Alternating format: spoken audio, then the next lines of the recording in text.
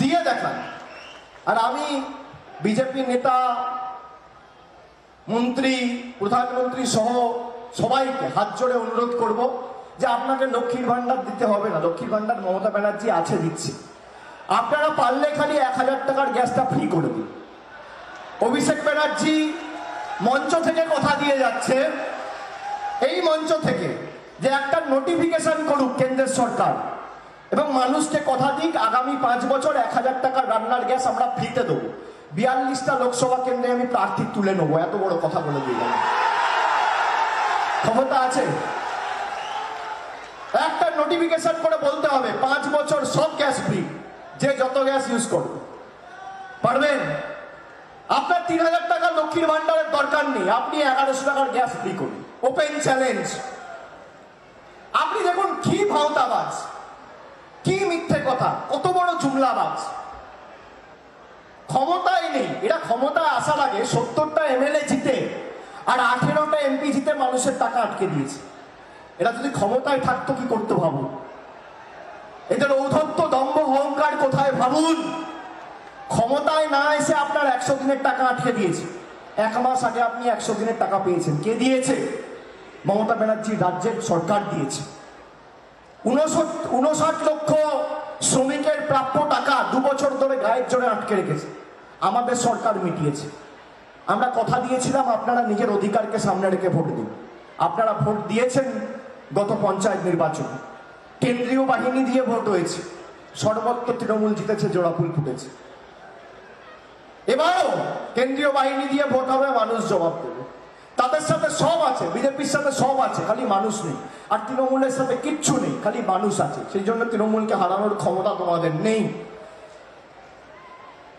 আপনি দেখুন যে কথাগুলো বলছে। দুদিন আগে ভারতের প্রধানমন্ত্রী, দেশের প্রধানমন্ত্রী, বিজেপির একজন ক্যান্ডিডেটকে ফোন করে বলেছে যে ইডি যে টাকা বাজেয়াপ্ত করেছে আমি সেই টাকা ফিরিয়ে দেওয়ার জন্য আইনি পরামর্শ নিচ্ছি। ইডি কত টাকা বাজেয়াপ্ত করেছে? প্রধানমন্ত্রী নিজে বলছেন 3000 কোটি। আমি বলছি এটা শুনুন ভালো করে, আপনাদের কাজে লাগবে, এটা শুনে রাখুন। এদের জুমলাগুলো গ্রামে গ্রামে গিয়ে বলবেন। শুনছেন?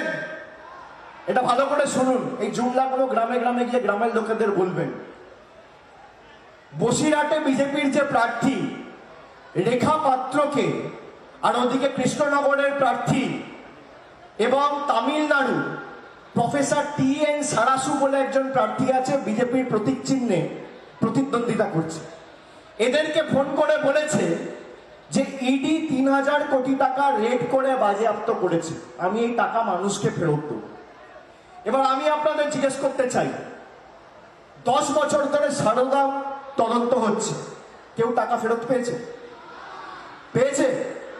পেয়েছে? 3000 কোটি টাকা উনি বাংলায় ফোন করে বলছেন ফেরত দেবো, আবার তামিলনাড়ু, কেরালার প্রার্থী TN সারাসুকে ফোন করে বলছেন ফেরত দেবো।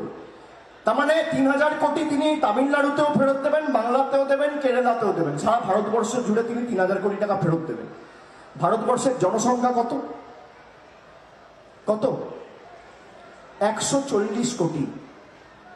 তার মানে 3000 কোটি টাকা যদি প্রধানমন্ত্রী ফেরত দেয়, এক একটা মানুষ কত টাকা পাবে জানেন? 21 টাকা। 21 টাকা দিয়ে আপনার 5 বছরের ভোট চাইছে। এদের ফাঁদে পা দেবেন? আমি তো ক্যামেরার সামনে বলছি, এই কত বড় দুরম্বরী আপনারা ভাবুন। 140 কোটি মানুষকে 3000 কোটি টাকা ফেরত দিলে 21 টাকা 30 পয়সা, আপনি 22 টাকা দেবেন। সবার অ্যাকাউন্টে মোদিজি 21 টাকা 30 পয়সা দেবে, নিয়ে বলবে তোমার 5 বছরের ভোট দাও। তার মানে মানুষকে কত দুর্বল ভাবছে এরা, এই বহিরাগত বাংলা বিরোধী স্বৈরাচারী অত্যাচারীরা। এই কারণেই তো এদেরকে বাংলা বিরোধী বলেছে। বাংলার টাকা আটকে রেখে এরা 1000 টাকা লক্ষ্মীর ভান্ডারকে ভিক্ষা বলে, আর নিজে বলছে 21 টাকা দেবো, 5 বছরের ভোট দাও। কি মায়েরা জবাব দেবেন না? জবাব দেবেন না? দেবেন কি দেবেন না? আর যে কটা বিজেপিতে ছিল আজকে, ভাই শান্তনু বাপুলি থেকে শুরু করে দিলীপ জাটুয়া, সবাই চলে এসে আবার তৃণমূলের পতাকা ধরে মমতা ব্যানার্জি জিন্দাবাদের স্লোগান দিয়ে দিয়েছে। 2-4টে ছাইপাস যা পড়ে আছে নির্বাচনের পর খুঁজে পাওয়া যাবে না। আমি তো বলেছি ডায়মন্ড হারবারে তৃণমূল কংগ্রেস লড়ছে এবং 4 লাখের ব্যবধান হবে। ডায়মন্ড হারবার 4 লাখ করলে আপনারা 3 লাখ করবেন না? করবেন না? ডায়মন্ড হারবার পারলে মথুরাপুর পারবে না? পারবে কি পারবে না? ব্যবধান বাড়বে কি বাড়বে না? যেখানে দরকার হবে, যখন দরকার হবে আমি নিজে যাব। যে বুথে ঢুকতে বলবেন, অঞ্চলে ঢুকতে বলবেন, গ্রামে ঢুকতে বলবেন, নিজে গিয়ে আপনাদের সাথে কাঁধে কাঁধ মিলিয়ে লড়বো, কিন্তু ব্যবধান বাড়াতে হবে। আর একটা কথা খালি আপনাদের বলে দিয়ে যাব, গরম বেড়েছে, আর যত গরম বেড়েছে বিজেপি নেতাদের পাগলামো বাড়ছে। বক্তব্য আমি দীর্ঘায়িত করব না, আমি খালি একটা কথা বলে আপনাদের শেষ করব। আজকের এই সভা, মমতা বন্দ্যোপাধ্যায় কথা দিয়ে কথা রাখে, আপনারা স্বীকার করেছে। আমি বলেছিলাম আপনাদের অধিকারকে সামনে রেখে ভোট দিন, আপনারা দিয়েছেন, 100 দিনের টাকা পেয়েছেন। পেয়েছেন তো?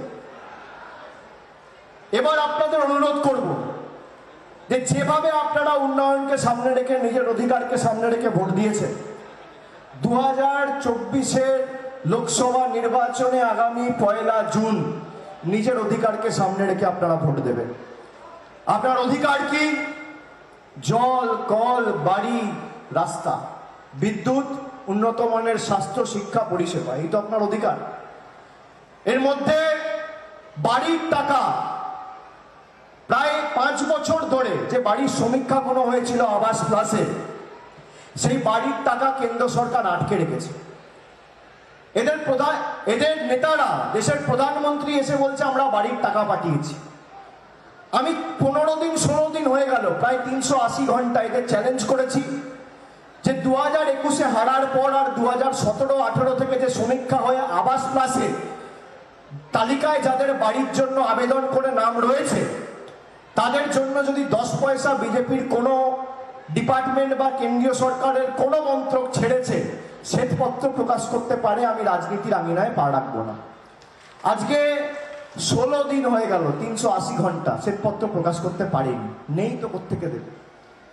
বাংলার বাড়ির টাকা বন্ধ। তার কারণ বাংলার মানুষ এদেরকে গোহারা হারিয়ে আবার প্যাকেট করে দিল্লি, গুজরাটে পাঠিয়ে দিয়েছে। গায়ে জ্বালা। এবার আপনাকে বলি, 3 বছরে মমতা বন্দ্যোপাধ্যায় এবং আমাদের সরকার যদি 75,000 কোটি টাকা খরচা করে বাংলার 2 কোটি মানুষকে, 2 কোটি 12 লক্ষ মহিলাকে লক্ষ্মীর ভান্ডার দিতে পারে ডাইরেক্ট ব্যাংক ট্রান্সফারের মাধ্যমে আপনাদের অ্যাকাউন্টে, তাহলে বাংলার পক্ষে এই লড়াইয়ে যে অঞ্চল থেকে আপনারা বাংলার সাথে থাকবেন, বাংলার হাত শক্তিশালী করবেন, কারোর দয়া দাক্ষিণ্যে আমাদের বেঁচে থাকতে হবে না। আমাদের সরকার এবছরের শেষের আগে বাড়ির টাকার প্রথম ইনস্টলমেন্ট আপনাদের অ্যাকাউন্টে পাঠাবে। এদের দয়া দাক্ষিণ্যে আমরা বেঁচে নেই।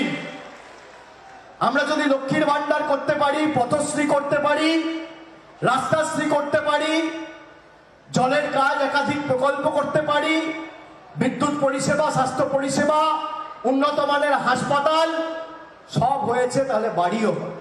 এই বিশ্বাস আপনাকে রাখতে হবে। নিজের অধিকারকে সামনে রেখে আপনারা ভোট দেবেন। দেবেন তো? দেবেন তো? আগামী দিন আমি আসবো, আপনাদের সাথে দেখা হবে। যেখানে বলবেন যাব, কাঁধে কাঁধ মিলিয়ে লড়বো। ব্যবধান বাড়াতে হবে, আর দক্ষিণ 24 পরগনার ক্ষমতা কি সেটা বোঝাতে হবে। এদেরকে বলবেন, এই যে জুমলাগুলো দেয় ইলেকশনের আগে, এই দেবো, তাই দেবো, অমুক করবো, তমুক করবো, আগে করো না, করে বলো। করেছে? উত্তর হচ্ছে না। হয়েছে? উত্তর হচ্ছে না। এই যে আমি চ্যালেঞ্জটা করেছি, আপনি দেখবেন কোনো খবরে দেখাবে না। তার কারণ সংবাদ মাধ্যম সেটাই দেখাবে যেটা বিজেপি চায়। সংবাদ মাধ্যম খুললে খালি কি দেখবেন? Income tax raid, ED raid, CBI raid. আমি তো কবে বলেছি যে মেঘনাদের মতো মেঘের আড়াল থেকে না লড়ে ইডি সিবিআই হয়ে প্রার্থী হয়ে দাঁড়াক। ডায়মন্ড হারবারে তো প্রার্থী পাচ্ছে না, ইডি ডাইরেক্টর দাঁড়াক, সিবিআই ডাইরেক্টর দাঁড়াক।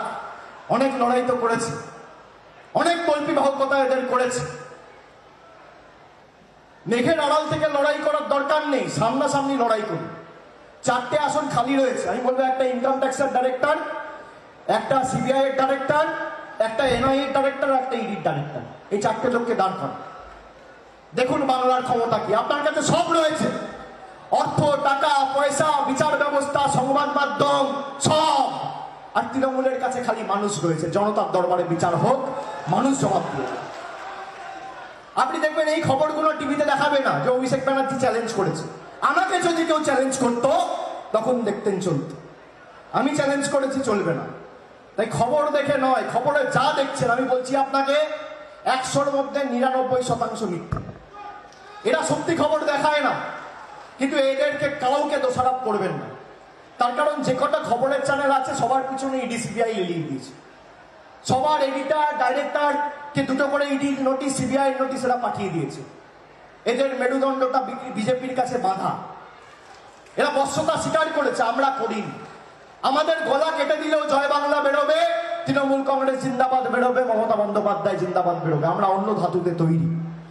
তাই আগামী দিন যাতে সার্বিকভাবে বাংলার জয় আমরা সুনিশ্চিত করতে পারি এবং বাংলা বিরোধীদের উৎখাত করে একদম গঙ্গায় বিসর্জন দিয়ে আবার একদম ইউপি, গুজরাট আর মধ্যপ্রদেশে পাঠিয়ে দিতে পারি, সেটা সুনিশ্চিত করতে হবে। করবেন তো?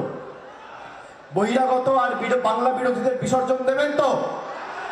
কি দেবেন কি দেবেন না? জোরে বলতে হবে, দেবেন কি দেবেন না? বাংলা বিরোধীদের বিসর্জন হবে, স্বৈরাচারীদের বিসর্জন হবে, জমিদারদের বিসর্জন হবে, জুমলাবাজদের বিসর্জন হবে, অত্যাচারীদের শিক্ষা দেবেন, গ্রাম বাংলার মানুষ শিক্ষা দেবে, দেবেন তো? কথা দিচ্ছেন?